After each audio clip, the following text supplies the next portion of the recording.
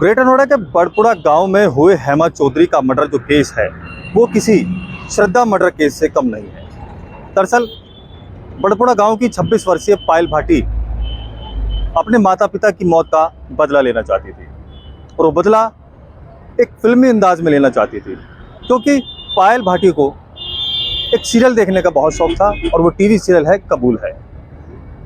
उन सारे टीवी चैनलों को देखने के बाद पायल भाटी ने एक चीज़ तो तय कर ली थी कि जिन लोगों की वजह से उनके माता पिता ने आत्महत्या की है उन लोगों से, उन्हीं 4 लोगों से उनकी मौत का बदला लेना है।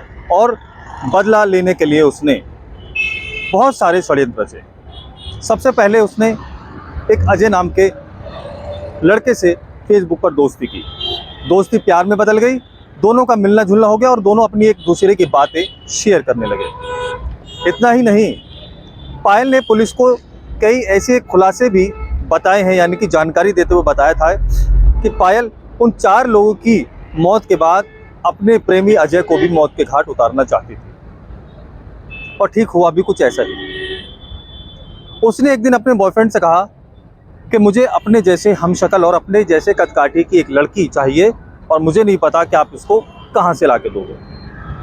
तो अजय ठाकुर ने अपने कई ऐसे दोस्तों से कहा कि मुझे एक ऐसी लड़की चाहिए जिसकी कदकाठी मेरी गर्लफ्रेंड से मिलती जुलती हो।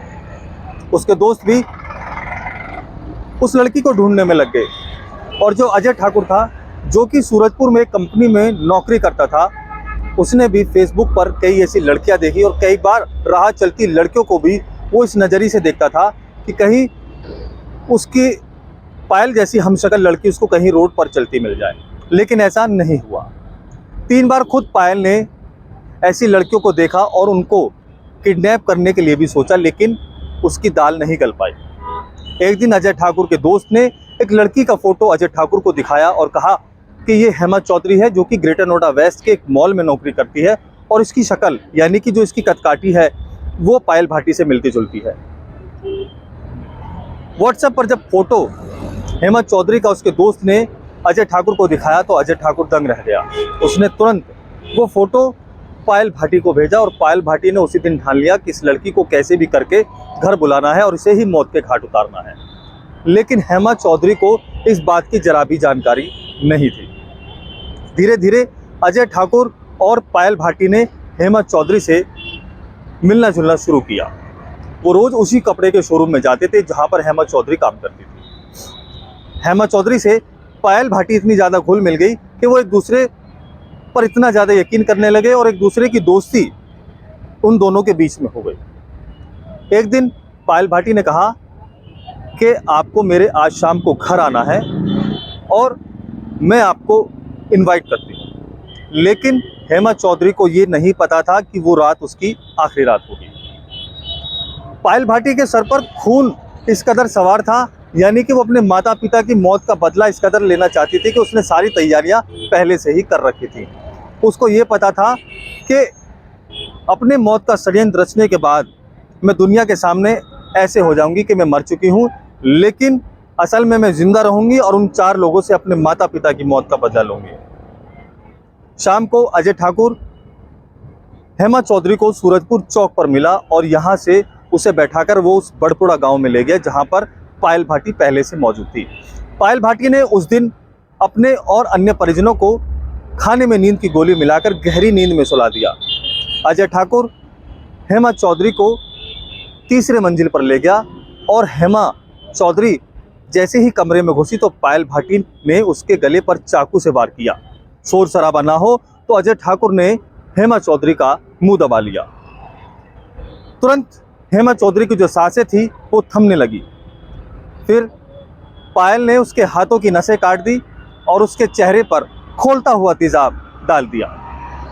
उसकी पहचान छुपाने के लिए उसका चेहरा इस कदर बेकार कर दिया कि कोई उसकी पहचान ना कर पाए और अपने कपड़े यानी कि जो पायल भाटी के कपड़े थे उस कपड़े को उन्होंने हेमा चौधरी को पहना दिए और एक सुसाइड नोट तैयार किया जिसमें पायल भाटी ने ये लिखा कि मैं भी तंग आ गई हूँ और मैं भी आत्महत्या करने जा रही हूँ।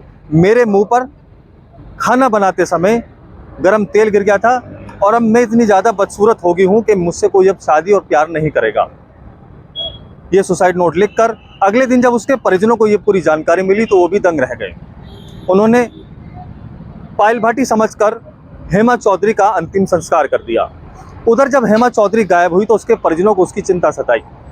वो हाथरस से ग्रेटर नोएडा बिसरख थाने में पहुंचे और वहां अपनी बेटी की गुमशुदगी दर्ज कराई। पुलिस ने नवंबर माह में जब इसकी जांच शुरू की तो हेमा चौधरी के मोबाइल लोकेशन की जो जानकारी वो मिली वो उनको दादरी के बड़पुरा में मिली। आखिरी लोकेशन थी। पुलिस कई बार वहां पहुंची लेकिन उनको कोई सुराग नहीं मिला।